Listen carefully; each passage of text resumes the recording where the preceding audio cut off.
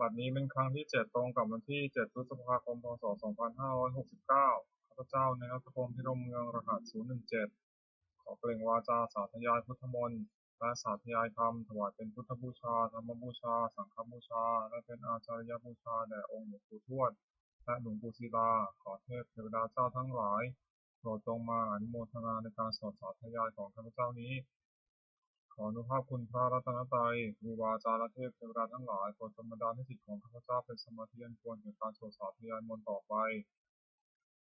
อรหังสัมมาสัมพุทโธภควาพุทธังภควันตังอภิวาเทมิสวากขาโตภควตาธัมโมธัมมังนัมสสามิสุปฏิปันโนภควโตสาวกสังโฆสังฆังนามามิบทสวดชุมนุมเทวดาสมันตาจากกาวาเรสุวัตราคัจฉันตุเทวตาสัทธมังมุนิราชสสะสุนันตุสักขโมคทังสักเคกาเมจารุเตคิริสิขารัตเตจตลิเขวิมาเนทิเปรเทจักขเมตารุวนาคหเนเคหวัตุนิเคเตภูมาจายันตุเทวาชาลถาลวิสเมยักขคันทัพพนาคาติทันตาสันติเกยังมุนิวารวัจนังสาทโวเมสุนันตุธรรมสวนากาโลอายัมพันตาธรรมสวนากาโลอายัมพันตาธรรมสวนากาโลอายัมพันตาบทสวดนามการสิทธิคาถานะโมตัสสะภะคะวะโตอะระหะโตสัมมาสัมพุทธัสสะนะโมตัสสะภะคะวะโตอะระหะโตสัมมาสัมพุทธัสสะนะโมตัสสะภะคะวะโตอะระหะโตสัมมาสัมพุทธัสสะบทสวดสัจจกริยาคาถานาทีเมสารนังอัญญังพุทโธเมสารนังวรังเอเตนะสัจจวเชนะโสติเมหตุสัพพทานาทีเมสารนังอัญญังธัมโมเมสารนังวรังเอเตนะสัจจวเชนะโสติเมหตุสัพพทานาทีเมสารนังอัญญังสังโฆเมสารนังวรังเอเตนะสัจจวเชนะโสติเมหตุสัพพทาบทสวดมหาสมัยสูตรเอวัมเมสุตาอิกังสัมยังภควาสัพเพสุวิหารติกัปปิตวัตถุสมิงมหาวเนมหาตาภิกขุสังเคนะสัพพิงวัจจัมมะเตหิภิกขุสัพเพหิสัพเพเทวะอรหันเตหิทัสสะหิจาโลกาตตุหิเทวตาเยปุเยนะสันนิปิตาโหติภควันตานัสสะยะภิกขุสนะจะอาตโคจตุนังสุทาวาสกายิกานังเทวนังเอตัทโหเสยังโคภควาสัพเพสุวิหารติกัปปิตวัตถุสมิงมหาวเนมหาตาภิกขุสังเคนะสัพพิงวัจจัมมะเตหิภิกขุสัพเพหิสัพเพเทวะอรหันเตหิทัสสะหิจาโลกาตตุหิเทวตาเยปุเยนะสันนิปิตาโหติ ภควันตังทัสสะยะภิกขุสังฆจายานุนามยปิเยนะภควาเตนุปัสสังกามายามะปัสสังกามิตวาภควโตสันนิเกปเจกคาถาทัสสะยมติสัตโคตาเทวตาสายทัพพินามะพระวาปุริโสสัมบันทิตังวาปหังภาษารยะภาษาตังวาปหังสัมมิชยะเอวะเมวะสุทธาวาเสสุเทเวสุอันตารหิตาภควโตปุระโตปาตุระหังสุอัตโคตาเทวตาภควันตังอภิวาเทตวาเอกมันตังอัตถังสุเอกมันตังทิตาโขเอกาเทวตาภควโตสันนิเกอิมังคังอภาสีมหาสมโยปวานะสมิงเทวกายาสมาคตาคตมหิมังธรรมะสมยังทิตาเยวะปราชิตาสังคติอัตโขวปราเทวตาภควโตสันนิเกอิมังคังอภาสีตตาภิกขวสมาทังสุจิตังอัตโนชุกามกังสุสารถิวาเนตานิฆาเหตวานิพิยานิรักขันติปาทิตติ อัตถโขวปราเทวตาภควโตสันนิเกอิมังคังอภัสสิเชตวาคีรังเชตวาบริคังนิทักขีรังโอหัจมะเมชาเตสันติสุภาวิมลาจักขุมตาสุทันตาสุสูนาคาติอัตถโขวปราเทวตาภควโตสันนิเกอิมังคังอภัสสิเยจิติพุทธังสรณังคตาเสนเตคมิสันติอบายภูมิปะหัยามนุสังเทหันเทวกายังปริปุเรสันติติอัตถโขภควาภิกขุมันเตสีเยปุเยนะภิกขเวทัสสะโสโลกาทัตตุสุเทวตาสันนิปิตาหุติตถาคตังทัสสะยะภิกขุสังฆจาเยปิเตภิกขเวเหสุมติตามัทนาอรหันโตสัมมาสัมพุทธาเตสันติภควันตานังอิตาปรมายวะเทวตาสันนิปิตาเหสุงสายตัพเพมหังเอตาระหิเยปิเตภิกขเวปุริสันติอนาคตามัทนังอรหันโตสัมมาสัมพุทธาเตสันติภควันตานังเอตาปรมายวะเทวตาสันนิปิตาปุริสันติสายตัพเพมหังเอตาระหิอภิสัมมิภิกขเวเทวะกายนังนามานิจิตตายิสัมมิภิกขเวเทวะกายนังนามานิเตสิสัมมิภิกขเวเทวะกายนังนามานิทางสุนัตถาสรุกรรมนาสิกโรธาปัสสิสัมมิติเอวัมเตติโกเตวิโภภควโตปัสสะสุขมภวะเอตโทจะสิโลกามนุกัสสามิยถาภูมาตถาสิตาเยสิตาเคริกาพลังปหิตตาสมาหิตาบุรุเสหวาสาลินาโลมหังสาพิสัมพุโนทัตมะสาสุทาวิปัสสนามนาวิลาพิญโยปัสสะเตทวามเนกบิลวัตเวตตวามิสัทธาสาวเกสัสเนรเตเนวกายาภิกตาเตวิชานะทัพพิโทเตจะอัตตวามกรุสุตวาพุทธาศาสนาเปสัมปตุระหุยนะอมนุสานัสนังอเปเกสตัมมะระขุงสาสังฆาสตริง สตังเอเจสาสานังอมนุสานามรสุงอเปเกนตามะตะกุงวิสาสตาพุตาหง นันตสัพพังอภิญญาวะคิตวานัจกุมาตตวานันติสัทธาสาวะเกสาสเนระเตเทวะขยาภิกตาเตวิชานาทัพพโวเยวหังกิตายิสันนิธิระหิอนุภูปโสสัตตสหัสสาวะขัพพมากัปิลาวัฏวายกิมันโตชุติมันโตวันนวันโตยสัสสิโนโมธรรมนาวิกัมปิโกนังสมิลิงวนังชัสสหัสสาหิวะวะตายขานันตวันนิโนอิมันโตชุติมันโตวันนวันโตยสัสสิโนโมธรรมนาวิกัมปิโกนังสมิลิงวนังสัตตาคิราติสหัสสายขานันตวันนิโนอิมันโตชุติมันโตวันนวันโตยสัสสิโนโมธรรมนาวิกัมปิโกนังสมิลิงวนังหิเจเตโสลัสสหัสสายขานันตวันนิโนอิมันโตชุติมันโตวันนวันโตยสัสสิโนโมธรรมนาวิกัมปิโกนังสมิลิงวนังเวสามิตาปัญจสตายขานานาตวันนิโนอิมันโตชุติมันโตวันนวันโตยสัสสิโนโมธรรมนาวิกัมปิโกนังสมิลิงวนังคุมพิโรราชาขันโตปุรสานิเวสนังยินโยนังสตาสหัสสังยขานังบยิรุปัสสติคุมพิโรราชาขันโตโสปกาสมิลิงวนังปุริมันจักทิสาราชาตัลลัตโตวสาสติกันธรรมนาอธิปติมหาราชายสัสสิโสปุตตปิตาสาภาโวอินธรรมนามหาภลาอิมันโตชุติมันโตวันนวันโตยสัสสิโนโมธรรมนาวิกัมปิโกนังสมิลิงวนังทักขินันจักทิสาราชาวุรุณโหตปัสสะสติกุมพันนาธิปติมหาราชายสัสสิโสปุตตปิตาสาภาโวอินธรรมนามหาภลาอิมันโตชุติมันโตวันนวันโตยสัสสิโนโมธรรมนาวิกัมปิโกนังสมิลิงวนังปัจฉิมันจักทิสาราชาวุรุปัคโขวสาสตินาคนังอธิปติมหาราชายสัสสิโสปุตตปิตาสาภาโวอินธรรมนามหาภลาอิมันโตชุติมันโตวันนวันโตยสัสสิโนโมธรรมนาวิกัมปิโกนังสมิลิงวนังอุตารัญจักทิสาราชาภูโรตปัสสะสติยาคนังอธิปติมหาราชายสัสสิโสปุตตปิตาสาภาโวอินธรรมนามหาภลาอิมันโตชุติมันโตวันนวันโตยสัสสิโนโมธรรมนาวิกัมปิโกนังสมิลิงวนังปุริมาทิสังทตารัตโตทักขิเนนาวุณหโกปัจฉิเมนาวุณปโขกุเวโรตังทิสังทตาโรเตมหาราชาสมันตาตตุรทิสังทัพพลมนาทัสุนิกบิโลเทเวเตสัมมายาวิโนทัสสาคูวันจานิกาสถามายาคูเดนทุเวเดนทุวิคูจาวิคูโตสาจันทโนกรรมเสโทจากินุขันธุนิขันธุจาปานาโปปามันโยตาเทวสุโตตมาตลิจิตเสโนตกันทโมนโรราชาชโนสโปอาคูปัญจสิกขเจวะติมพโรสุริยวัชสาเอเตจันเยจราชโนกันทภาสหราชุพิโมธรรมนาวิกัมปิโกนังสมิลิงวนังอัฏฐาคูนัมสานาคาเวสาลาสหัตจกาคัมภาลสตราคูปยคาสายทิยมุนาสารถาจาคุณคายสัสโนราวโนมหานโกโสปกาสมิลิงวนังเยนะคาราเชสหัสสาหรติทิพาทิชาปกีวิสุทธจักโขหายสาเตวนามัชปตาติกาสุปนาอิเตสานามังอภัยยันตทานาคาราชานามัสสิสุปนาตเขมมกาสิพุทโธสานาหิวัตหิวปาวหายันตานาคาสุวนาสารนามะของพุทธังชิตาวชิระหะเทนะสมุทาสุราสิตาปตารวสาวเสติอิมันโตยสัสสิโนกาลคัญชามหาวิสมาสุราธนาเวคัสสาเวปัจจิติสุติจาปหาราโทนมุติสหสตันตัพริกุปานังสัพเพเวโรตนามกาสานิหิตวาพนิเสนังราหุปตามุปะคุมุสังโยธนิพุทธเตปุนังสุนิมนังอาโปจเทวาปทวีจาเตชวายโยตถาคโมวรุณาวรุณาเทวาโสโมจายสัสสะสหเมตตากรุณาไกยิกากุเทวายสัสสิโนทัสเสเตทัสสะทากายสัตเทนะตวันนิโนอิมันโตชุติมันตวันนวันโตยสัสสิโนโมธรรมนาภิกรมภิกขุนังสุนิมนังเวนทูจะเทวาสหลีจาสมาจะทุเอมาจันทสุบริสัทเทวาจันทวาคุบุรกิตาสุริยสุบริสัทเทวาสุริยมาคุบุรกิตานักขัตตานิบุรกิเทวาคุมทวะละหกาวสุนังวสวสตุสโกมกาปุรินทโพทัสเสเตทัสสะกายสัตเทนะตวันนิโนอิมันโตชุติมันตวันนวันโตยสัสสิโนโมธรรมนาภิกรมภิกขุนังสุนิมนังตถาคุสาภูเทวาชาลมุกิสิการิวะริกตาจารโรชาจาอุมาปุพานิภาสิโนวรุณาสหธรรมาจาจุตาจาเนชกาสุกายาลุจราคัวคัวสาวะเนสิโนทัสเสเตทัสสะภากายสัพเพนะตวันนิโนอิมันโตชุติมันตวันนวันโตยสัสสิโนโมธรรมนาภิกรมภิกขุนังสุนิมนังสมานามหาสมานามนุสามนุสตมากิตาปตุสิกาคัวคูมโนปตุสิกาถาคูหะเวโยเทวายเตติตวาสิโนปาราคามหาปาราคาคุเทวายสัสสิโนทัสเสเตทัสสะภากายสัพเพนะตวันนิโนอิมันโตชุติมันตวันนวันโตยสัสสิโนโมธรรมนาภิกรมภิกขุนังสุนิมนังสุกาการุมหารุณาคุเอทานัสสะโอทาตะเรหะพะโมหาคุเทวาวิจักขณาตถามตหารัตตามิสกาจายสัสสิโนภรยานาคัพโนยสะโยทิสาภิวสติทัสเสเตทัสสะทากายสัพเพนะตวันนิโนอิมันโตชุติมันตวันนวันโตยสัสสิโนโมธรรมนาภิกรมภิกขุนังสุนิมนังเขมิยาตุสิตายามาคัตกาจายสัสสิโนสัมพิตกาลามาเสถาชตินามาจาสวานิมานาราติโนอาคูถาภูปรานิมิตาทัสเสเตทัสสะทากายสัพเพนะตวันนิโนอิมันโตชุติมันตวันนวันโตยสัสสิโนโมธรรมนาภิกรมภิกขุนังสุนิมนังสัพเพเตเทวานิกายาสัพเพนะนาตวันนิโนนามันวายนาคันโฉมเยจันเยสัตติสัสสหะโพวุตตาสติมุขีนาอุปตินามานาสวังนักขิมุขตารังนาคังจันทวาสิตาติตังสุตตามาปรามโตตัพพุตาอิทิมโรสัสสนังมโรติสตังสุภคัสสมิติวนังสัสสะพระมาโลกนังมาพระมาพิโยติอุปปโนชุติมันตสมากายโยยสัสสิโสทัสเสตัยอิสระอภูปเจกาวาสวัติโนเตสัจจมัชตวังคาหาริโตปริวาริโตเตจัสสะเพวิกันเตสินเทเทเวสะ กรรมเกมารัสนาติกามิปัสสะกนะสัมมัติเนสาคณะขับพันธุธารักินะพัฒมัตุสมมันตาบริวารธรรมาวมุจิตาโพธินันทิจิตะอิติตถามหาเสโนกันหาเจนังอเปสยิปานินาตาลมหาจัสสรังกัตวานะเพระวังยถาภวุสโกเมโกธนายันโตสาวิชุโกตถาโสปจุทาวติสังคุทอสยังวะเสตันจัสสัพพังอภิญญาวะวะคิตวานจักุมาตโตอมติสัทธาสาวเกสัสเนรเตมารัสนาภิกตาเตวิชนะสัพโตเตจาตปัมมะกรงสตบาพุทธศาสนามิตารักขิปกมุนิสานมปีสยงสัพเพวิชิตาสังฆามาพิยติกายสัสนโมทัสสะพุทธิสาวกาเตชะเนสุตติ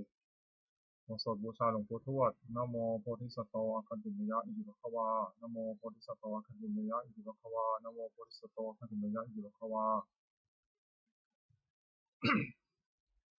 นาวาโกวาทฉบับประชาชนสมเด็จพระมหาสมณเจ้ากรมพระยาวชิรยานวโรรสธรรมวิภาคทุกะคือหมวดสองธรรมมีอุปการะมากสองอย่างหนึ่งสติความระลึกได้สองสัมปชัญญะความรู้ตัวธรรมเป็นโลกบาลคือคุ้มครองโลกสองอย่างหนึ่งหิริความละอายแก่ใจสองโอตตัปปะความเกรงกลัวทำอันทำให้งามสองอย่างหนึ่งขันติความอดทนสองเสาจากความเสงี่ยมคนหาได้ยากสองอย่างหนึ่งบุพการีบุคคลผู้ทำอุปการะก่อนสองกตัญญูกตเวทีบุคคลผู้รู้อุปการะที่ท่านทำแล้วและตอบแทนทิกะคือหมวดสามรัตนะสามอย่างพระพุทธหนึ่งพระธรรมหนึ่งพระสงฆ์หนึ่งท่านผู้สอนให้ประชุมชนประพฤติชอบด้วยกายวาจาใจตามพระธรรมวินัยที่ท่านเรียกว่าพระพุทธศาสนาชื่อพระพุทธเจ้าสองพระธรรมวินัยที่เป็นคำสั่งสอนของท่านชื่อพระธรรมสามหมู่ชนที่ฟังคำสอนของท่านแล้วปฏิบัติชอบตามพระธรรมวินัยชื่อพระสงฆ์คุณของรัตนะสามอย่างพระพุทธเจ้ารู้ดีรู้ชอบด้วยพระองค์เองก่อนแล้วสอนผู้อื่นให้รู้ตามด้วยพระธรรมย่อมรักษาผู้ปฏิบัติไม่ให้ตกไปในที่ชั่วพระสงฆ์ปฏิบัติชอบตามคำสอนของพระพุทธเจ้าแล้วสอนผู้อื่นให้กระทำตามด้วยอาการที่พระพุทธเจ้าทรงสั่งสอนสามอย่างหนึ่งทรงสั่งสอนเพื่อจะให้ผู้ฟังรู้ยิ่งเห็นจริงในธรรมที่ควรรู้ควรเห็นสองทรงสั่งสอนมีเหตุที่ผู้ฟังอาจตรองตามให้เห็นจริงได้สามทรงสั่งสอนเป็นอัศจรรย์คือผู้ปฏิบัติตามย่อมได้ประโยชน์โดยสมควรแก่ความปฏิบัติโอวาทของพระพุทธเจ้าสามอย่างหนึ่งเว้นจากทุจริตคือประพฤติชั่วด้วยกายวาจาใจสองประกอบสุจริตประพฤติชอบด้วยกายวาจาใจสามทำใจของตนให้หมดจดจากเครื่องเศร้าหมองใจมีโลภโกรธหลงเป็นต้นทุจริตสามอย่างหนึ่งประพฤติชั่วด้วยกายเรียกกายทุจริตสองประพฤติชั่วด้วยวาจาเรียกวจีทุจริตสามประพฤติชั่วด้วยใจเรียกมโนทุจริตกายทุจริตสามอย่างฆ่าสัตว์หนึ่งลักช่อหนึ่งประพฤติผิดในกามหนึ่งวจีทุจริตสี่อย่างพูดเท็จหนึ่งพูดส่อเสียดหนึ่งพูดคำหยาบหนึ่งพูดเพ้อเจ้อหนึ่งมโนทุจริตสามอย่างโลภอยากได้ของเขาหนึ่งพยาบาทปองร้ายเขาหนึ่งเห็นผิดจากกองทำหนึ่งทุจริตสามอย่างนี้เป็นเหตุไม่ควรทำควรจะละเสียสุจริตสามอย่างหนึ่งประพฤติชอบด้วยกายเรียกกายสุจริตสองประพฤติชอบด้วยวาจาเรียกวจีสุจริตสามประพฤติชอบด้วยใจเรียกมโนสุจริตกายสุจริตสามอย่างเว้นจากฆ่าสัตว์หนึ่งเว้นจากลักช่อหนึ่งเว้นจากประพฤติผิดในกามหนึ่งวจีสุจริตสี่อย่างเว้นจากพูดเท็จหนึ่งเว้นจากพูดส่อเสียดหนึ่งเว้นจากพูดคำหยาบหนึ่งเว้นจากพูดเพ้อเจ้อหนึ่งมโนสุจริตสามอย่างไม่โลภอยากได้ของเขาหนึ่งไม่ปฏิบัติปองร้ายเขาหนึ่งชอบตามคองทำหนึ่งสุจริตสามอย่างนี้เป็นกิจควรทำควรประพฤติอกุศลมูลสามอย่างรากเหง้าของอกุศลเรียกว่าอกุศลมูลมีสามอย่างคือโลภะอยากได้หนึ่งโทสะคิดประทุษร้ายเขาหนึ่งโมหะหลงไม่รู้จริงหนึ่งเมื่ออกุศลมูลเหล่านี้โลภะโทสะโมหะก็ดีมีอยู่แล้วอกุศลอื่นที่ยังไม่เกิดขึ้นก็เกิดขึ้นที่เกิดแล้วก็เจริญมากขึ้นเหตุนั้นคนละเสียกุศลมูล สามอย่างรากเหง้าของกุศลเรียกกุศลมูลมีสามอย่างคืออโลภะไม่อยากได้หนึ่งอโทสะไม่คิดประทุษร้ายเขาหนึ่งอโมหะไม่หลงหนึ่งถ้ากุศลมูลเหล่านี้อโลภะอโทสะโมหะก็ดีมีอยู่แล้วกุศลอื่นที่ยังไม่เกิดขึ้นก็เกิดขึ้นที่เกิดแล้วก็เจริญมากขึ้นเหตุนั้นควรให้เกิดในสันดานสัพพุริสบัญญัติคือข้อที่สัตว์บุรุษตั้งไว้สามอย่างหนึ่งทานสละสิ่งของตนเพื่อเป็นประโยชน์แก่ผู้อื่นสองปัพชาถือบวชเป็นอุบายเว้นจากเบียดเบียนกันและการสามมาตาปิตุอุปทานปฏิบัติมารดาบิดาของตนให้เป็นสุขอปันนกะปฏิปทาคือปฏิบัติไม่ผิดสามอย่างหนึ่งอินทรียสังวรสำรวมอินทรีย์หกคือตาหูจมูกลิ้นกายใจไม่ให้ดีร้ายในเวลาเห็นรูปฟังเสียงดนตรีลิ้มรสถูกต้องโผฏฐัพพะ รู้ธรรมารมณ์ด้วยใจสองโภชเนมตนิตารู้จักประมาณในการกินอาหารแต่พอสมควรไม่มากไม่น้อยสามชาคริยานุโยคประกอบความเพียรเพื่อจะชำระใจให้หมดจดไม่เห็นแก่นอนมากนักบุญกิริยาวัตถุสามอย่างเป็นที่ตั้งแห่งการบำเพ็ญบุญเรียกบุญกิริยาวัตถุโดยย่อมมีสามอย่างหนึ่งทานามัยบุญสำเร็จด้วยการบริจาคทานสองศีลไมยบุญสำเร็จด้วยการรักษาศีลสามภาวนาไมยบุญสำเร็จด้วยการเจริญภาวนาสามัญลักษณะสามอย่างลักษณะที่เสมอกันแก่สังขารทั้งปวงเรียกว่าสามัญลักษณะไตรลักษณ์ก็เรียกแต่เป็นสามอย่างหนึ่งอนิจจตาความเป็นของไม่เที่ยงสองทุกขตาความเป็นทุกข์สามอนัตตาความเป็นของไม่ใช่ตนจตุกะคือหมวดสี่วุฒิคือธรรมเป็นเครื่องเจริญสี่อย่างหนึ่งสัพพุริสสังเสวะพบท่านผู้ประพฤติชอบด้วยกายวาจาใจที่เรียกว่าสัตบุรุษสองสัทธรรมสวนะฟังคำสอนฟังคำสั่งสอนของท่านโดยเคารพสามโยนิโสมนสิการติดตองให้รู้จักสิ่งดีหรือชั่วโดยอุบายที่ชอบสี่ธรรมานุธรรมปฏิปติประพฤติธรรมสมควรแก่ธรรมซึ่งได้ตรองเห็นแล้วจักสี่หนึ่งปฏิรูปะเทสะวาสะอยู่ในประเภทอันสมควรสองสัพพุริสูปัสสยะพบสัตบุรุษสามอัตตสัมมาปณิธิตั้งตนโดยชอบสี่ปุเพกตปุญญตาความเป็นผู้ได้ทำความดีไว้ในปางก่อนทำสิ่งอย่างนี้ดุจล้อรถนำไปสู่ความเจริญอคติสี่หนึ่งลำเอียงเพราะรักใคร่การเรียกฉันทากติสองลำเอียงเพราะไม่ชอบการเรียกโทสะคติสามลำเอียงเพราะเขาเรียกโมหคติสี่ลำเอียงเพราะกลัวเรียกพยาคติอคติสี่ประการนี้ไม่ควรประพฤติอันตรายของภิกษุสามเณรผู้บวชใหม่สี่อย่างหนึ่งอดทนต่อคำสอนไม่ได้คือเบื่อต่อคำสั่งสอนขี้เกียจทำตามสองเป็นคนเห็นแก่ปากแก่ท้องทนความอดอยากไม่ได้สามเพลิดเพลินในกามคุณทะยานอยากได้สุขยิ่งขึ้นไปสี่รักผู้หญิงภิกษุสามเณรผู้หวังความเจริญแก่ตนควรระวังอย่าให้อันตรายสี่อย่างนี้มีได้ประธานคือความเพียรสี่อย่างหนึ่งสังวรประธานเพียรระวังไม่ให้เกิดบาปขึ้นในสันดานสองปหานประธานเพียรละบาปที่เกิดขึ้นแล้วสามภาวนาประธานเพียรให้กุศลเกิดขึ้นในสันดานสี่อนุรักษณาประธานเพียรรักษากุศลที่เกิดขึ้นแล้วไม่ให้เสื่อมความเพียรสี่อย่างนี้เป็นความเพียรชอบควรประกอบให้มีในตนอธิษฐานธรรมคือธรรมที่ควรตั้งไว้ในใจสี่อย่างหนึ่งปัญญาครอบรู้สิ่งที่ควรรู้สองสัจจะความจริงใจคือประพฤติสิ่งใดก็ให้ได้จริงสามจาคะสละสิ่งของที่เป็นข้าศึกแก่ความจริงใจสี่อุปสมะสงบใจจากสิ่งที่เป็นข้าศึกแก่ความสงบอิทธิบาทคือคุณเครื่องให้สำเร็จความประสงค์สี่อย่างหนึ่งฉันทะพอใจรักใคร่ในสิ่งนั้นสองวิริยะยินประกอบสิ่งนั้นสามจิตตะพอใจฝักใฝ่ในสิ่งนั้นไม่วางธุระสี่วิมังสามันติดต้องพิจารณาเหตุผลในสิ่งนั้นคุณสี่อย่างนี้เมื่อมี มีบริบูรณ์แล้วอาจชักนำบุคคลให้ถึงสิ่งที่ต้องประสงค์ซึ่งมันเหนือวิสัยควรทำความไม่ประมาทในที่สี่สถานหนึ่งในการละกายทุจริตประพฤติกายสุจริตสองในการละวจีทุจริตประพฤติวจีสุจริตสามในการละมโนทุจริตประพฤติมโนสุจริตสี่ในการละความเห็นผิดทำความเห็นให้ถูกอีกอย่างหนึ่งให้ระวังใจไม่ให้ ระวังใจไม่ให้กำหนัดในอารมณ์เป็นที่ตั้งแห่งความกำหนัดสองระวังใจไม่ให้ขัดเคืองในอารมณ์เป็นที่ตั้งแห่งความขัดเคืองสามระวังใจไม่ให้หลงในอารมณ์เป็นที่ตั้งแห่งความหลงสี่ระวังใจไม่ให้มัวเมาในอารมณ์เป็นที่ตั้งแห่งความมัวเมาปาริสุทธิศีลสี่หนึ่งปาติโมกขสังวรสำรวมในพระปาติโมกข์เป็นข้อที่พระพุทธเจ้าห้ามทำตามข้อที่พระองค์อนุญาตสองอินทรียสังวรสำรวมอินทรีย์หกคือตาหูจมูกลิ้นกายใจไม่ให้ยินดียินร้ายในเวลาเห็นรูปฟังเสียงดนตรียิ้มรสถูกต้องโผฏฐัพพะรู้ธรรมารมณ์ด้วยใจสามอาชีวะปาริสุทธิเลี้ยงชีวิตโดยทางที่ชอบไม่หลอกลวงเขาเลี้ยงชีวิตสี่ปัจจยปัจจเวคขณะพิจารณาเสียก่อนจึงบริโภคปัจจัยสี่คือจีวรบิณฑบาตเสนาสนะและเภสัชไม่บริโภคด้วยตัณหาอารักขกรรมฐานสี่หนึ่งพุทธานุสติระลึกถึงคุณพระพุทธเจ้าที่มีในพระองค์และทรงเกื้อกูลแก่ผู้อื่นสองเมตตาแผ่เมตตาจิต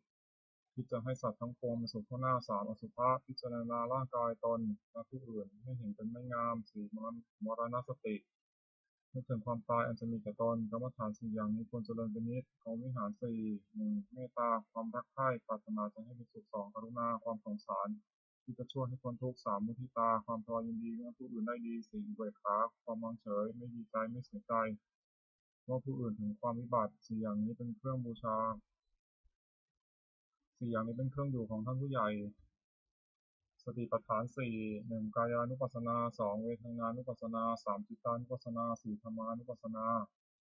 สติกำหนดพิจารณากายเป็นอารมณ์ว่ากายนี้สักว่ากายไม่ใช่สัตว์บุคคลตัวตนเราเขาเรียกกายานุปัสสนาสติกำหนดพิจารณาเวทนาคือสุขทุกข์และไม่ทุกข์ไม่สุขเป็นอารมณ์ว่าเวทนานี้ก็สักว่าเวทนาไม่ใช่สัตว์บุคคลตัวตนเราเขาเรียกเวทนานุปัสสนาสติกำหนดพิจารณาที่เศร้าหมองหรือผ่องแผ้วเป็นอารมณ์ว่าใจนี้สักว่าใจไม่ใช่สัตว์บุคคลตัวตนเราเขาเรียกจิตตานุปัสสนาสติกำหนดพิจารณาธรรมที่เป็นกุศลหรืออกุศลที่บังเกิดกับใจเป็นอารมณ์ว่าธรรมนี้ก็สักก็ทำไม่ใช่สัตว์บุคคลตัวตนเราเขาเรียกธรรมานุปัสสนาธาตุกรรมฐาน 4 ธาตุ 4 คือธาตุดินเรียกปฐวีธาตุธาตุน้ำเรียกอาโปธาตุธาตุไฟเรียกเตโชธาตุธาตุลมเรียกวายโยธาตุธาตุอันใดมีลักษณะเข้มแข็งธาตุนั้นเป็นปฐวีธาตุปฐวีธาตุนั้นที่เป็นภายในคือผมขนและฟันหนังเนื้อเอ็นกระดูกเยื่อในกระดูกม้ามหัวใจตับผังผืดไตปอดไส้ใหญ่ไส้น้อยอาหารใหม่อาหารเก่าธาตุอันใดมีลักษณะเอิบอาบธาตุนั้นเป็นอาโปธาตุอาโปธาตุนั้นที่เป็นภายในคือดีเสเลดหนองเลือดเหงื่อมันข้นน้ำตาเปลวมันน้ำลายน้ำมูกไขข้อมูดธาตุอันมีลักษณะร้อนธาตุนั้นเป็นเตโชธาตุเตโชธาตุนั้นที่เป็นภายในคือไฟ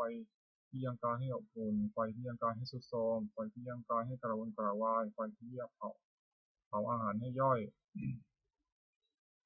ธาตุอันใดมีลักษณะพัดไปพัดมาธาตุนั้นเป็นวายโยธาตุวายโยธาตุนั้นที่เป็นภายในคือลมพัดขึ้นเบื้องบนลมพัดลมเบื้องต่ำลมในท้องลมในไส้ลมพัดไปตามตัวลมหายใจความกำหนดพิจารณากายนี้ให้เห็นว่าเป็นแต่เพียงธาตุ 4คือดินน้ำไฟลมประชุมกันอยู่ไม่ใช่เราไม่ใช่ของเราเรียกธาตุกรรมฐานอริยสัจ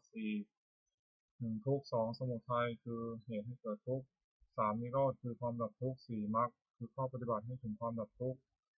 ความไม่สบายกายไม่สบายใจได้ชื่อว่าทุกข์เพราะเป็นของตนได้ยากตัณหาคือความทะยานอยากได้ชื่อว่าสมุทัยเพราะเป็นเหตุให้ทุกข์เกิดตัณหานั้นมีประเภทเป็น3คือตัณหาความอยากใคร่อยากในอารมณ์ที่น่ารักใคร่เรียกว่ากามตัณหาอย่างหนึ่งตัณหาความอยากเป็นโน่นเป็นนี่เรียกภาวะตัณหาอย่างหนึ่งตัณหาความไม่อยากเป็นโน่นเป็นนี่เรียกวิภาวะตัณหาอย่างหนึ่งความดับตัณหาได้สิ้นเชิงทุกดับไปหมดได้ชื่อว่านิโรธเพราะเป็นความดับทุกข์ปัญญาเห็นชอบว่าสิ่งนี้ทุกข์สิ่งนี้เหตุให้ทุกข์เกิดสิ่งนี้ทางให้ถึงความดับทุกข์ได้ชื่อว่ามรรคเพราะเป็นข้อปฏิบัติให้ถึงความดับทุกข์มรรคนั้นมีองค์8ประการคือปัญญาเห็นชอบหนึ่งดำริชอบหนึ่งเจรจาชอบหนึ่งทำการงานชอบหนึ่งเลี้ยงชีวิตชอบหนึ่งทำความเพียรชอบหนึ่งตั้งสติชอบหนึ่งตั้งใจชอบหนึ่ง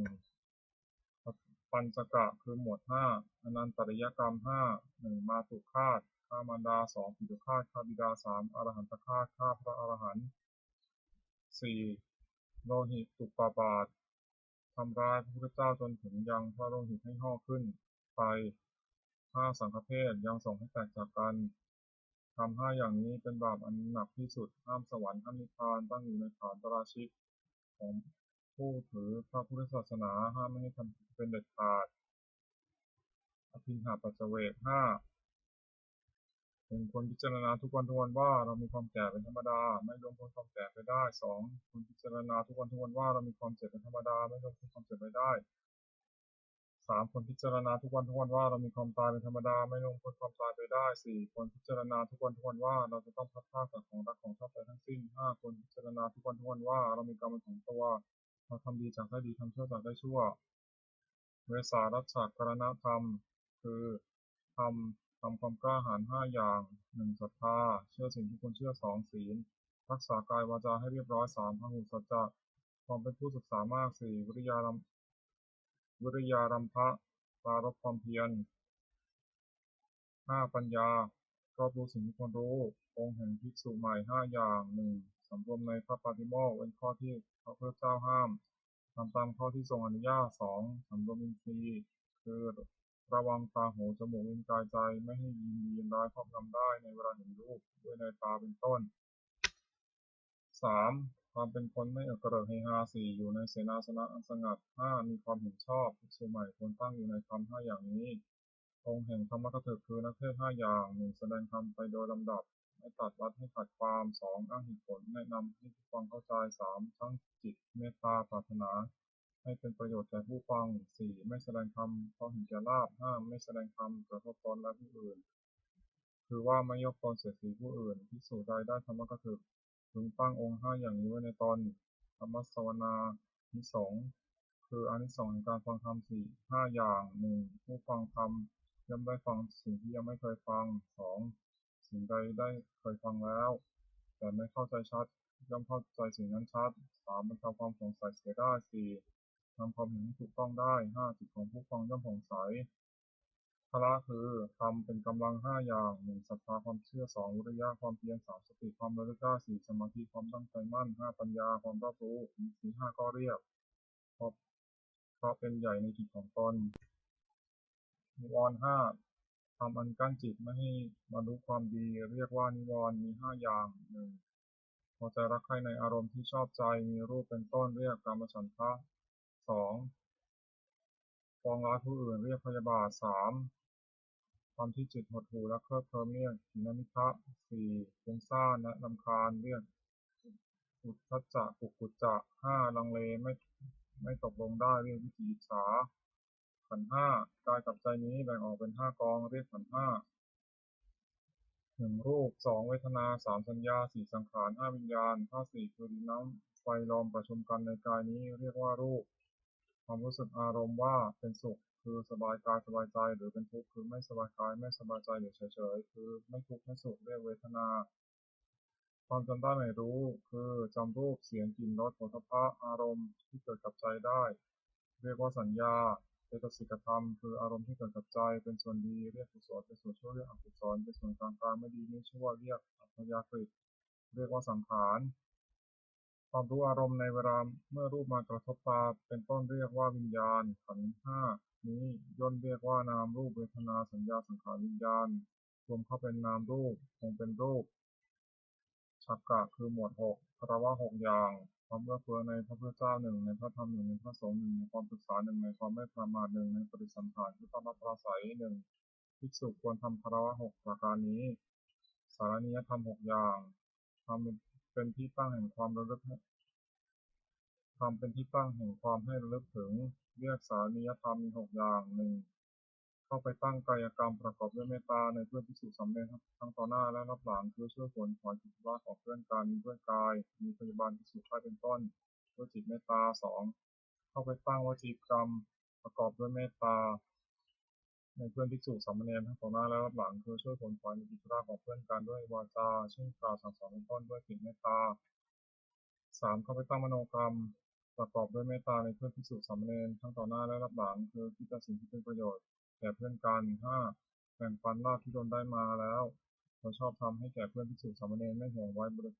ริโภคเฉพาะผู้เดียว 5. รักษาศีลบริสุทธิ์เสมอกันกับเพื่อนภิกษุสามเณรอื่นๆไม่ทำตนให้เป็นที่รังเกียจของผู้อื่น 6. มีความเห็นร่วมกันกับภิกษุสามเณรอื่นๆไม่ว่ากับใครเพราะมีความเห็นผิดกันทำ6 อย่างนี้ทำผู้ประพฤติ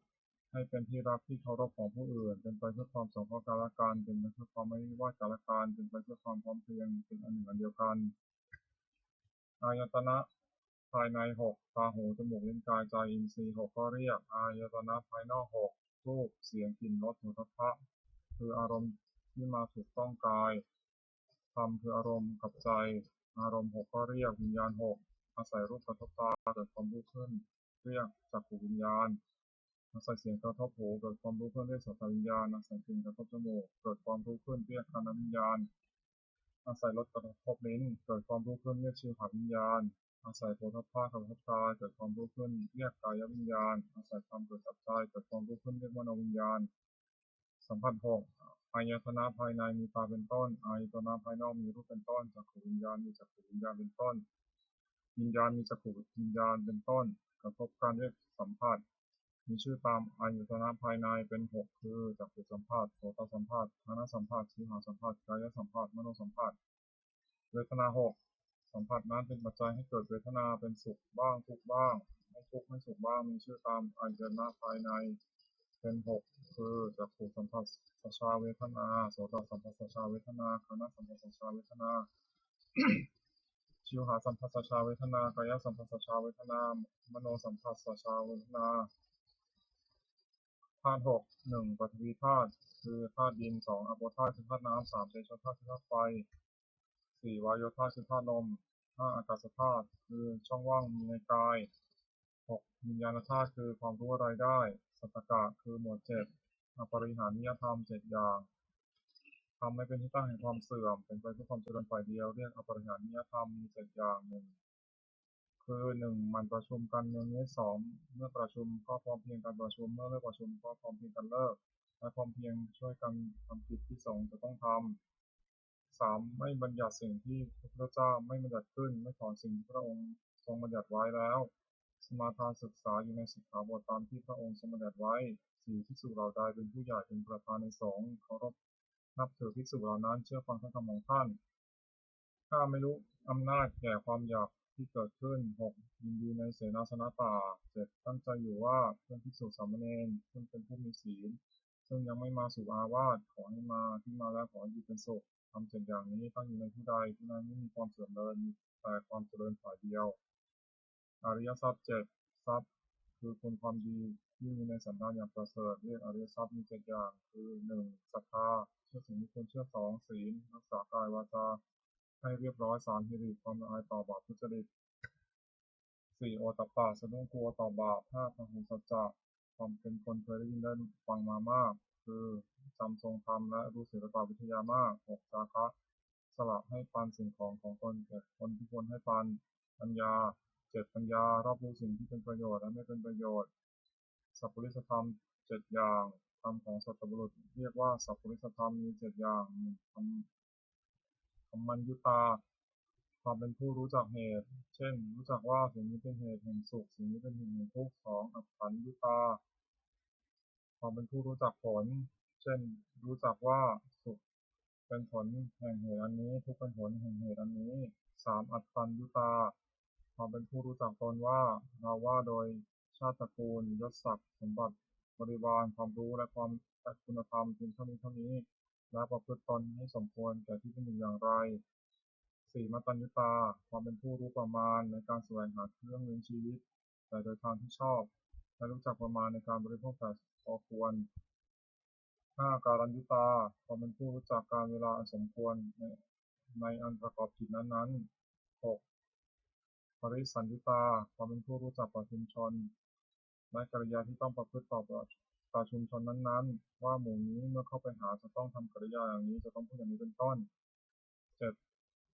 บุคลปโรปรัญญุตาความเป็นผู้รู้จักเลือกบุคคลว่าผู้นี้เป็นคนดีควรคบผู้นี้เป็นคนไม่ดีไม่ควรคบเป็นต้นสัพพุริสธรรมอีกเจ็ดอย่างหนึ่งสัตบุรุษประกอบด้วยธรรมเจ็ดประการคือมีศรัทธามีความละอายต่อบาปมีความกลัวต่อบาปเป็นคนได้ยินได้ฟังมากเป็นคนมีความเพียรเป็นคนมีสติมั่นคงเป็นคนมีปัญญาสองจะปรึกษาสิ่งใดกับใครๆก็ไม่ปรึกษาเพื่อจะบิดเบียนตนและผู้อื่น สามจะคิดสิ่งใดก็ไม่คิดเพื่อเบียดเบียนตนและผู้อื่นสี่จะพูดสิ่งใดก็ไม่พูดเพื่อจัดเบียดเบียนตนและผู้อื่นห้าจะทำสิ่งใดก็ไม่ทำเพื่อจัดเบียดเบียนตนและผู้อื่นหกมีความเห็นชอบมีเห็นว่าทำดีได้ดีทำชั่วได้ชั่วเป็นต้นเจ็ดให้ทานโดยเคารพคือเพื่อเฟื้อแก่ของที่ตัวให้และผู้รับทานนั้นไม่ทำอาการดุดทิ้งเสียข้อชงเจ็ดหนึ่งสติความระลึกได้สองธรรมวิจยะความสอดส่องธรรมสามวิริยะความเพียรสี่ปิติความอิ่มใจห้าปัสสัทธิความสงบใจและอารมณ์หกสมาธิความตั้งใจมั่นเจ็ดอุเบกขาความวางเฉยเรียกตามประเภทว่าสติสัมโพชฌงค์ไปโดยลำดับจนถึงอุเบกขาสัมโพชฌงค์อัตถกะคือหมวดแปดโลกธรรมแปดธรรมที่ครอบงำสัตว์โลกอยู่และสัตว์โลกย่อมเป็นไปตามธรรมนั้นเรียกว่าโลกธรรมโลกธรรมนั้นมีแปดอย่างคือมีลาภหนึ่งไม่มีลาภหนึ่งมียศหนึ่งไม่มียศหนึ่งมีทานหนึ่งสรรเสริญหนึ่งสุขหนึ่งทุกข์หนึ่งในโลกธรรมแปดประการนี้อย่างใดอย่างหนึ่งเกิดขึ้นควรพิจารณาว่าสิ่งนี้เกิดขึ้นแล้วแก่เราก็แต่ว่ามันไม่เที่ยงเป็นทุกข์มีความแปรปรวนเป็นธรรมดาควรรู้ตามที่เป็นจริง อย่าให้มันครอบงำจิตได้คืออย่ายินดีในส่วนที่ปรารถนาอย่ายินร้ายในส่วนที่ไม่ปรารถนาลักษณะตัดสินทำวินัย8ประการทำเหล่าใดเป็นไปเพื่อความกำหนัดย้อมใจหนึ่งเป็นไปเพื่อความประกอบทุกหนึ่งเป็นไปเพื่อความสะสมของกิเลสหนึ่งเป็นไปเพื่อความอยากใหญ่หนึ่งเป็นไปเพื่อความไม่สันโดษยินดีด้วยของมีอยู่คือมีนี่แล้วอยากได้นั่นหนึ่งเป็นไปเพื่อความคุกคีด้วยหมู่คณะหนึ่งเป็นไปเพื่อความเกลียดคร้านหนึ่งเป็นไปเพื่อความยุ่งยากหนึ่งทำเหล่านี้พึงรู้ว่าไม่ใช่ธรรมไม่ใช่วินัยไม่ใช่คำสั่งสอนของพระศาสดา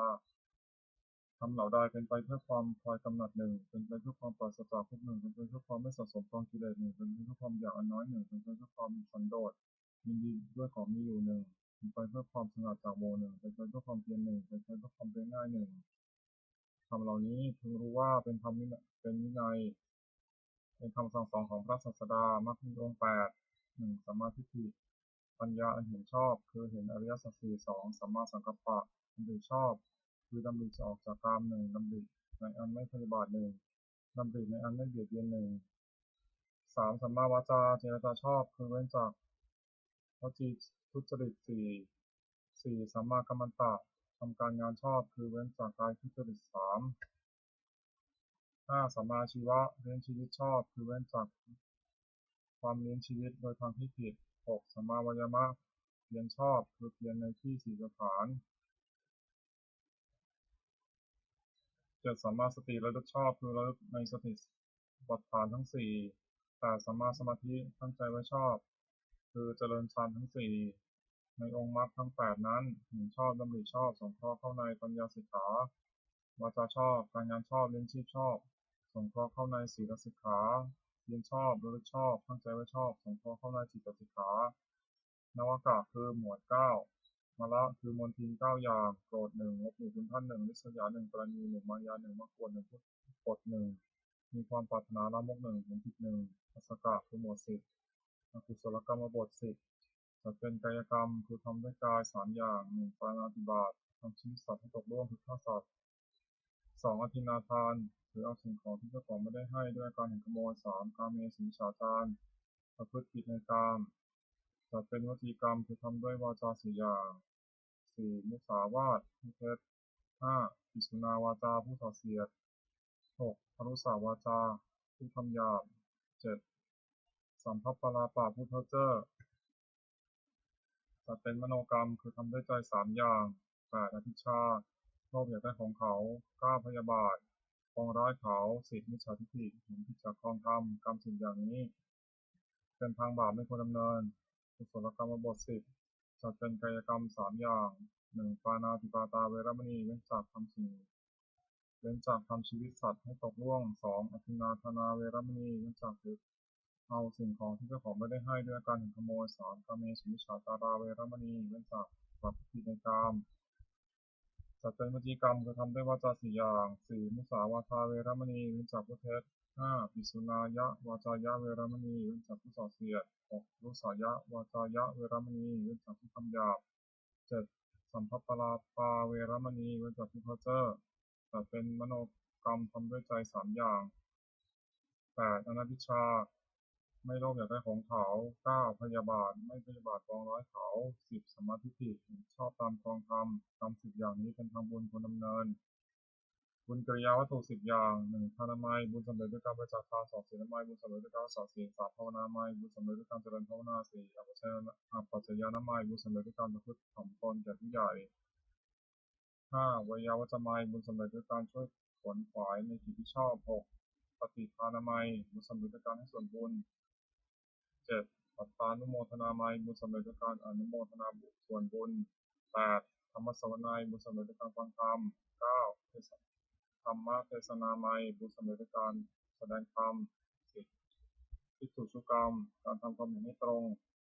ทำที่บรรพชิตควรพิจารณาเนืองๆ10 อย่างบรรพชิตควรพิจารณาเนืองๆว่าแบบนี้เรามีเพศต่างจากคฤหัสถ์แล้วการกิริยาใดๆของสมณะเราต้องทำอาการนั้น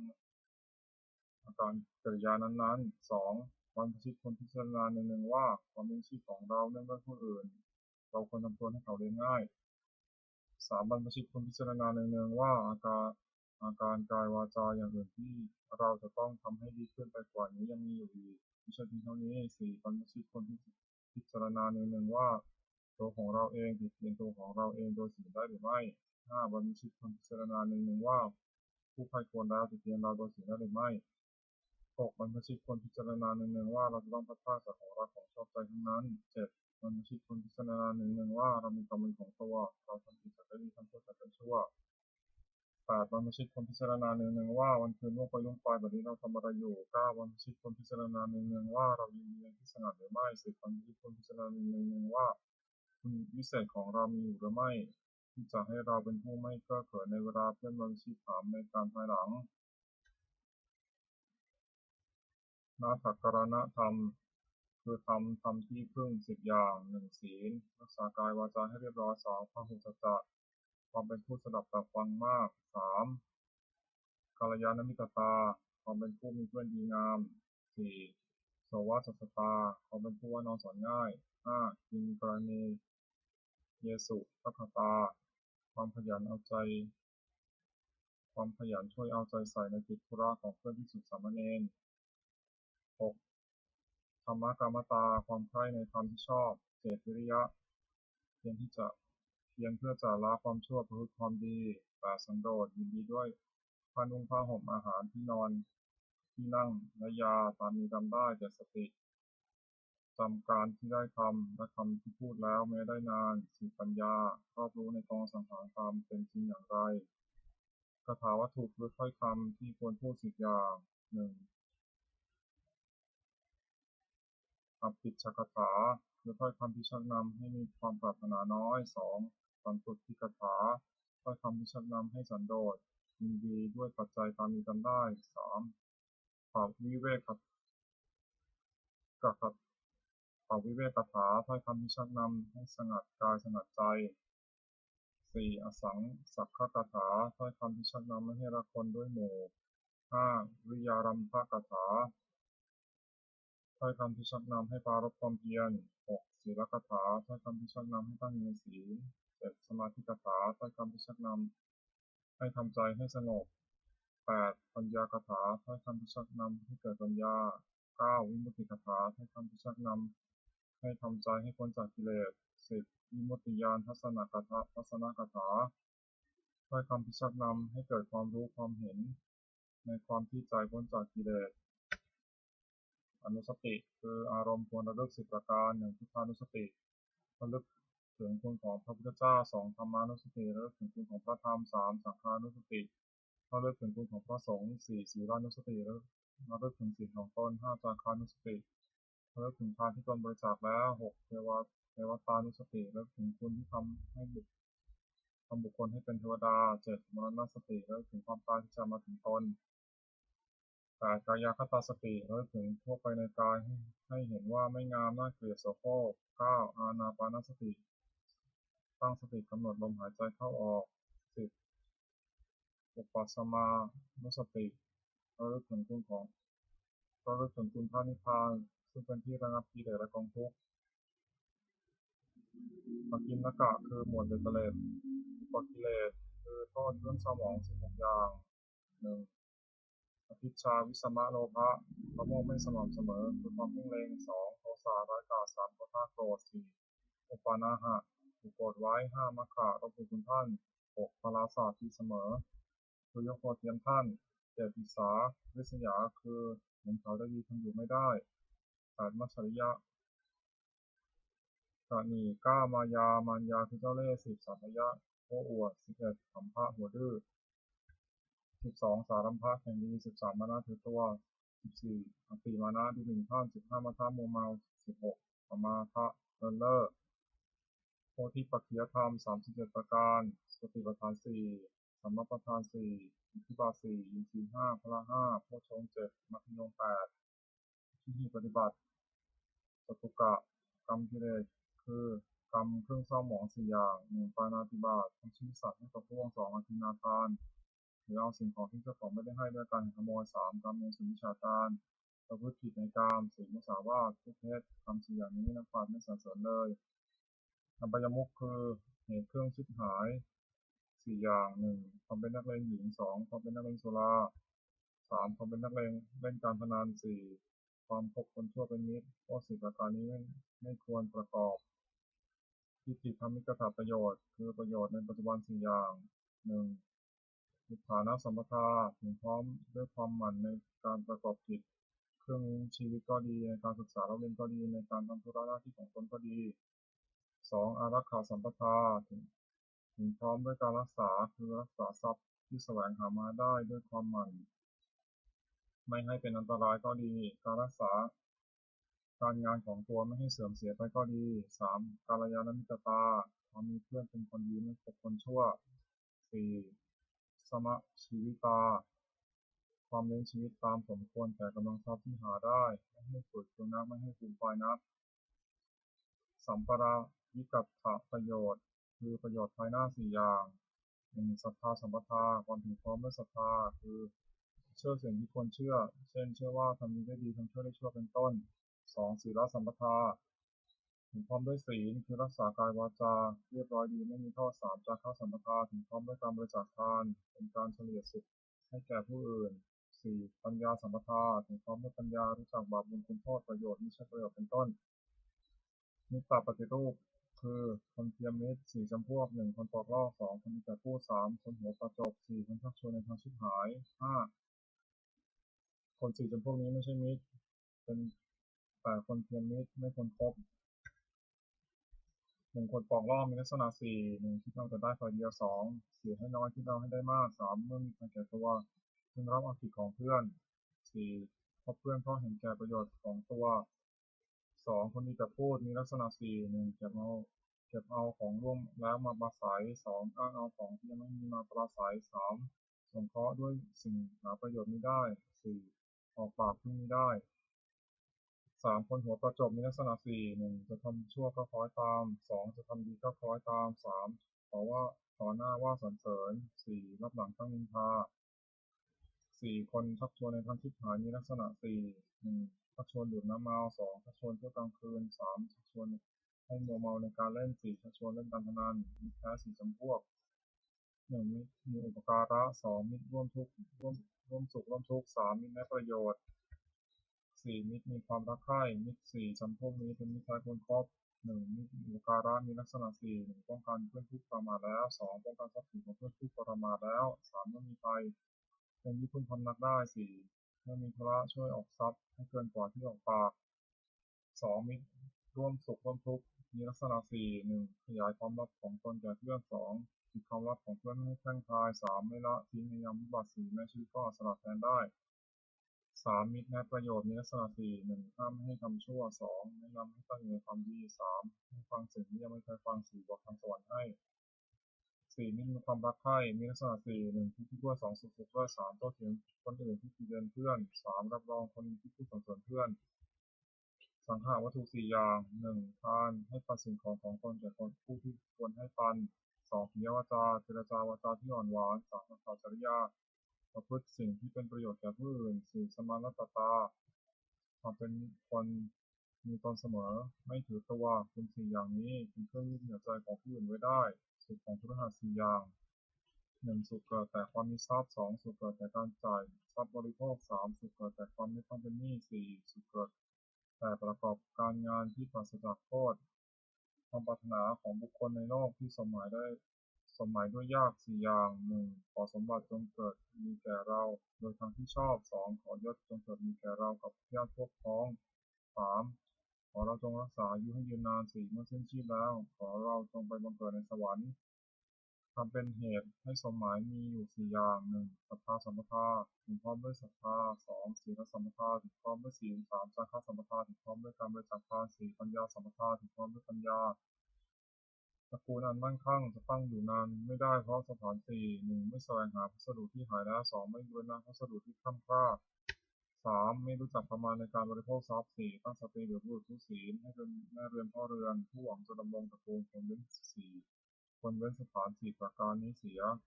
ธรรมของฆราวาส 4. 1. สัตตะทุสัจจะการ 2. ธรรมะรู้จักข่มผิดของตน 3. ขันติอดทน 4. จาคะ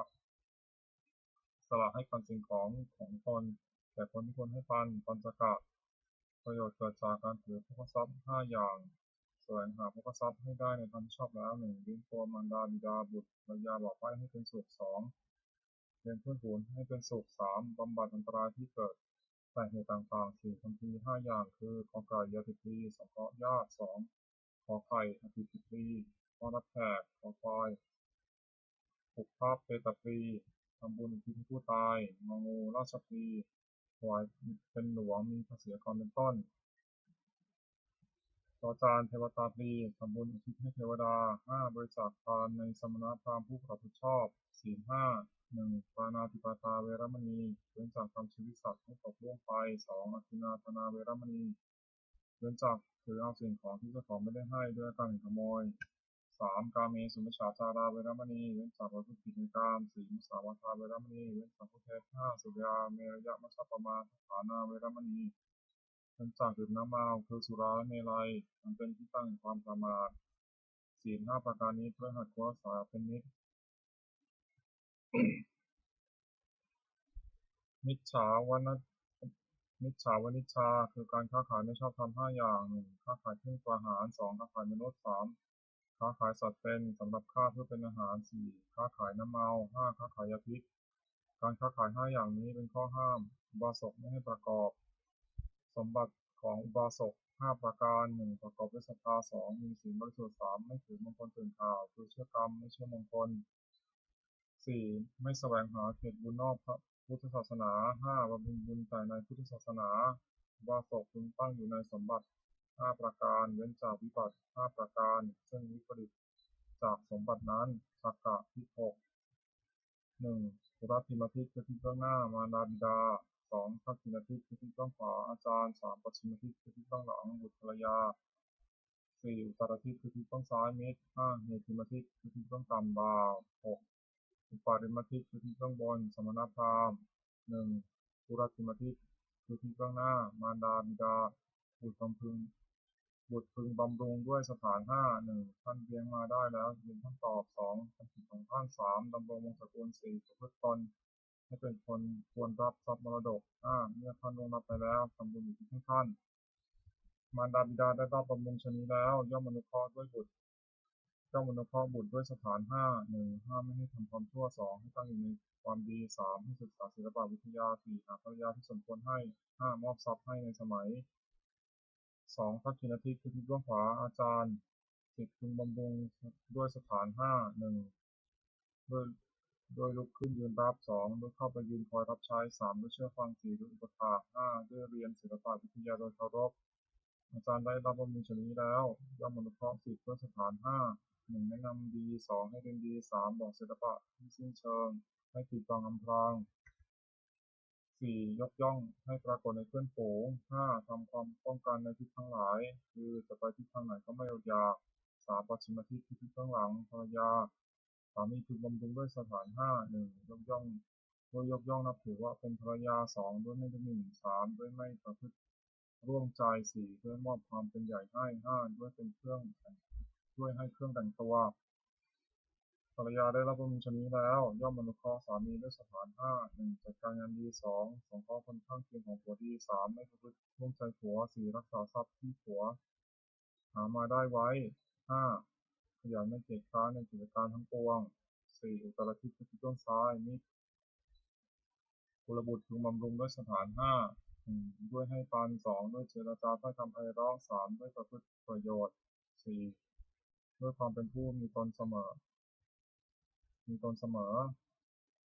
ด้วยไม่แกล้งกล่าวให้คลาดจากความเป็นจริงได้รับบำรุงชนี้แล้วย่อมอนุเคราะห์กุลบุตรด้วยสถาน1รักษามิตรผู้ประมาทแล้ว2รักษาทรัพย์ของมิตรผู้ประมาทแล้ว3เมื่อมีภัยเอาเป็นที่พึ่งพำนักได้4ไม่ละทิ้งยาวิบัติ5นับถือตลอดถึงวงของมิตรเหตุทิฏคือที่ต้องต่ำบ่าวนายพึงบำรุงด้วยสถานด้วยจัดการงานให้ทำตามสมควรแก่กำลัง2ด้วยให้อาหารและรางวัล3ด้วยรักษาพยาบาลในเวลาเจ็บไข้4ด้วยแจกของมีรสแปลกประหลาดให้กินด้วยปล่อยในสมัยบ่าวได้รับบำรุงชนี้แล้วย่อมอนุเคราะห์นายด้วยสถานเมื่อขึ้นทำการงานก่อนนาย2เลิกการงานทีหลังนาย3ถือเอาแต่ของที่นายให้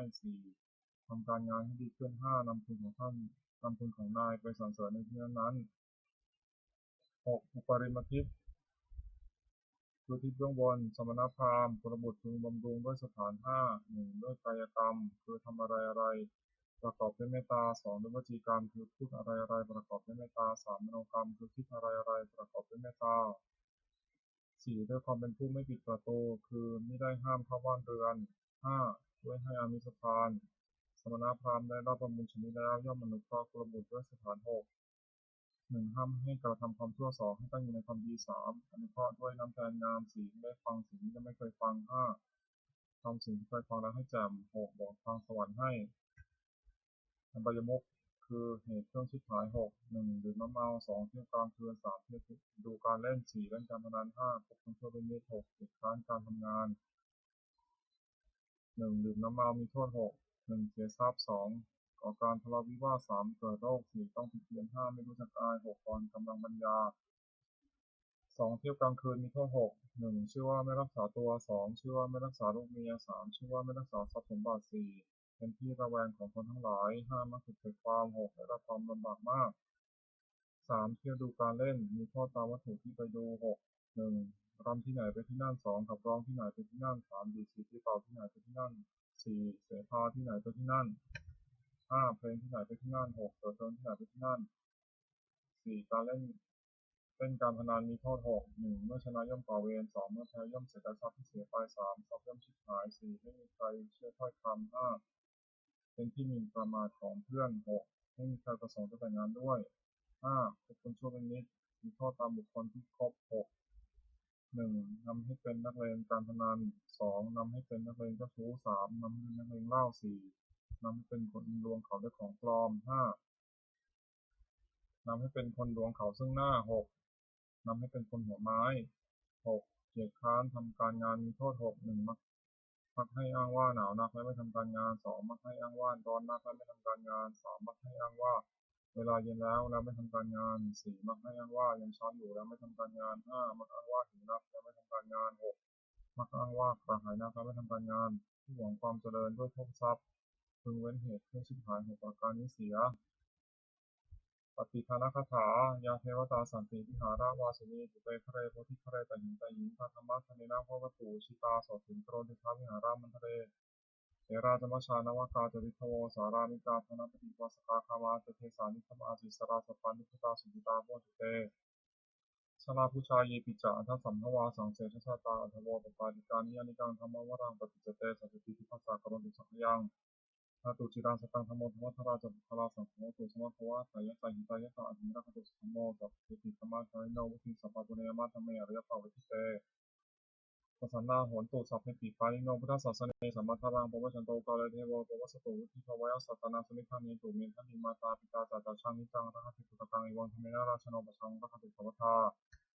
เทวตาวิโยชนะคาถาทุกขปตาจินิทุกขาพิยปตาจินิพิยาสุขปตาจินิสุขังหุตุสัพเพปิดานิโนเอตาวตาจามหิสัมมตังปิยสัมมตังสัพเพเทวานุมัตตุ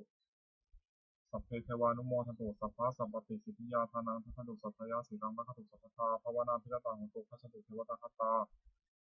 สมังคลคาถาโหตุสัพพังสมังครังรักขตุสัพพเทวตาสัพพพุทธานุภาเวนะโสติโหตุนิรันตรังโหตุสัพพังสมังครังรักขตุสัพพเทวตาสัพพธรรมานุภาเวนะโสติโหตุนิรันตรังโหตุสัพพังสมังครังรักขตุสัพพเทวตาสัพพสังฆานุภาเวนะโสติโหตุนิรันตรังสัพเพพุทธาภรปตาปัจเจกนัจเจยมพลังอาหารตานันจัตเตชนะรักขมัทัมมิสัพพโสสัพเพพุทธาภรปตาปัจเจกนัจเจยมพลังอาหารตานันจัตเตชนะรักขมัทัมมิสัพพโสสัพเพพุทธาภรปตาปัจเจกนัจเจยมพลังอาหารตานันจัตเตชนะรักขมัทัมมิสัพพโสสัพเพพุทธาภรปตาปัจเจกนัจเจยมพลังอาหารตานันจัตเตชนะรักขมัทัมมิสัพพโสสัพเพพุทธาภรปตาปัจเจกนัจเจยมพลังอาหารตานันจัตเตชนะรักขมัทัมมิสัพพโสสัพเพพุทธาภรปตาปัจเจกนัจเจยมพลังอาหารตานันจัตเตชนะรักขมัทัมมิสัพพโสสัพเพพุทธาภรปตาปัจเจกนัจเจยมพลังอาหารตานันจัตเตชนะรักขมัทัมมิสัพพโสสัพเพพุทธาภรปตาปัจเจกนัจเจยมพลังอาหารตานันจัตเตชนะรักขมัทัมมิสัพพโสสัพเพพุทธาภรปตาปัจเจกนัจเจยมพลังอาหารตานันจัตเตชนะรักขมัทัมมิสัพพโสบทแผ่เมตตาให้ตนเองอหังสุกิโตโหมิขอให้ข้าพเจ้ามีความสุขอหังนิพโพโหมิขอให้ข้าพเจ้าปราศจากความทุกข์อหังอเวโรโหมิขอให้ข้าพเจ้าปราศจากเวรอหังอัพยาปัจโชโหมิขอให้ข้าพเจ้าปราศจากอุปสรรคอันตรายทั้งปวงสุขีอัตานังปริหารามิ ขอให้ข้าพเจ้าจงมีความสุขกายสุขใจรักษากายวาจาใจให้พ้นจากความทุกข์ภัยทั้งปวงเถิดโปรดสวดแผ่เมตตาให้สรรพสัตว์ทั้งหลายสัพเพสัตตาสัตว์ทั้งหลายที่เป็นเพื่อนทุกข์เกิดแก่เจ็บตายด้วยกันทั้งหมดทั้งสิ้นเอาเวลาของตุจงเป็นสุขเถิดอย่าได้มีเวรแก่กันและกันเลยอัพยาปัชชาโหนตุจงเป็นสุขเถิดอย่าได้มีเบียดซึ่งกันและกันเลยอานิฆาโหนตุจงเป็นสุขเถิดอย่าได้มีความทุกข์กายทุกข์ใจเลยสุขียตานังปริหารันตุจงมีความสุขกายสุขใจรักษาตนให้พ้นจากทุกข์ภัยทั้งสิ้นเทินโปรดแผ่เมตตาอุทิศสัพเพสัตตาสัตตาโหนตุเวลาสุขาชีวิโนขอให้สัตว์ทั้งหลายอย่าได้มีเวรแก่กันและกันเลยจงเป็นผู้ดำรงชีพอยู่เป็นสุขทุกเมื่อเถิดกตังบุญยังพลังไมหังสัพเพภาคีพวันตุเตขอให้สัตว์ทั้งหลายจงได้สวยผลบุญที่ข้าพเจ้าได้บำเพ็ญด้วยกายวาจาใจแล้วนั้นเทินขอในสองแห่งบุญกุศลนี้จงเป็นสัพพะสิริมงคลแก่ข้าพเจ้าครับข้าปลอดภัยจากทุกโศกโรคภัยอันตรายทั้งปวงที่มีอย่างนั้นได้สุจริตมั่นคงเป็นสมาชีพชอบธรรมคำว่าไม่มีอดอยากยากจนขออย่าได้มีแก่ข้าพเจ้าขอให้ข้าพเจ้ามีสมาธิตั้งมั่นในพระธรรมคำสอนขององค์สมเด็จพระสัมมาสัมพุทธเจ้าดำรงอยู่ในความดีงามตลอดกาลนานมีทั้งขอเทพเทวดาทั้งหลายผู้ได้อนุโมทนาสาธุการในบุญกุศลนี้โปรดประสิทธิ์ประสาทพรน้อมส่งอนุภาพแห่งมงคลไปสู่วัตถุมงคลของปู่โคตรเจ้าเศรษฐีวันมหายันหลวงปู่ศิลารวมถึงวัตถุมงคลทั้งปวงที่สามสิ่งอมุเลตที่จะสร้างขึ้นให้เขียนด้วยพุทธานุภาพเทวานุภาพและอิทธานุภาพศักดิ์สิทธิ์มีผลให้มีสิริมงคลแก่ผู้ครอบครองและบูชาทุกประการเทิน